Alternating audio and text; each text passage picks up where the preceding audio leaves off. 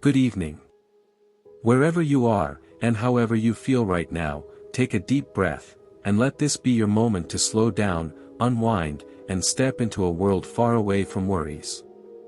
Tonight's story is called The City Suspended Between Dreams.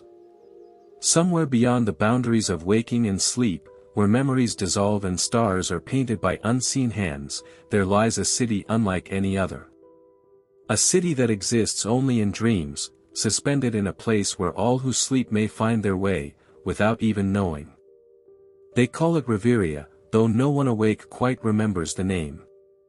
By night, the streets fill with dreamers, children chasing kites of starlight, old souls dancing slow and weightless waltzes in misty squares, and wanderers gazing into storefronts holding impossible things, bottled laughter, flying boats, keys to forgotten memories. And among these dreamers was a little girl named Elara. Elara was no older than 10, with tangled ribbon hair and wide, wondering eyes. But unlike the others, she began to notice something strange. Reveria wasn't the same each night. Streets shifted. Colors brightened or faded. Buildings appeared and disappeared like breath on a mirror. One evening, standing on a bridge woven from silver threads, Elara realized something extraordinary. She could change the city. It happened first when she found a garden of statues. Among them stood a boy, frozen in stone, tears carved onto his cheeks. Elara's heart ached. She touched the statue softly, and warmth spread from her fingers. The boy blinked, smiled, and ran off laughing, scattering stardust petals behind him. From that night onward, Elara knew, she could listen to the hidden wishes within Reveria, and she could help. Each night, she returned.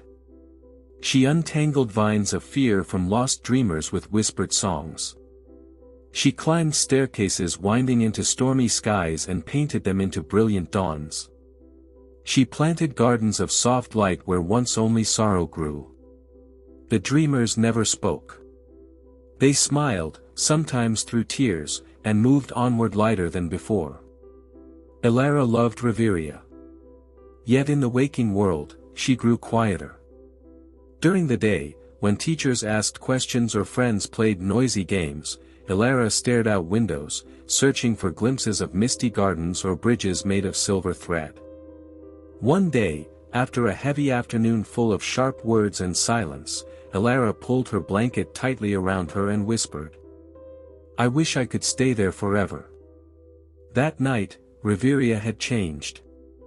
The shining streets were dim. The sky sagged gray. Dreamers huddled in shadows, their faces downcast. The city mirrored her own heavy heart. Tears welled in Elara's eyes. How could one small girl heal an entire city weighed down by sadness? Through the mist, she saw a faint glow, a small flame flickering on the fountain's edge. A single golden candle, trembling against the gloom. Elara ran toward it, cupping her hands around the flame. In front of the candle stood a mirror. In its reflection, Elara didn't see the broken city.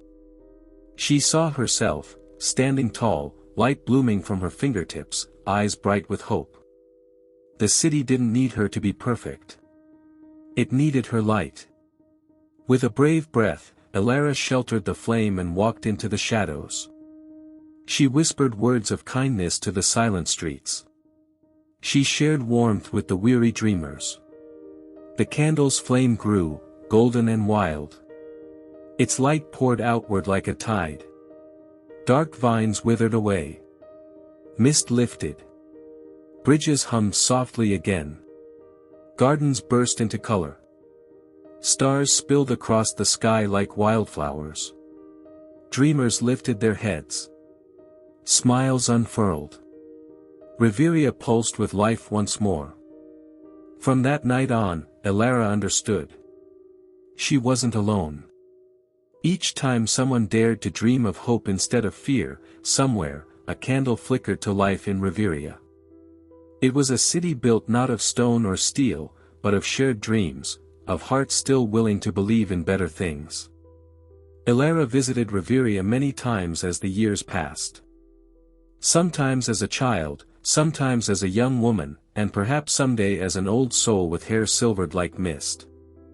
But whenever she came back, she carried a small flame, steady, golden, and wild, to keep the city shining.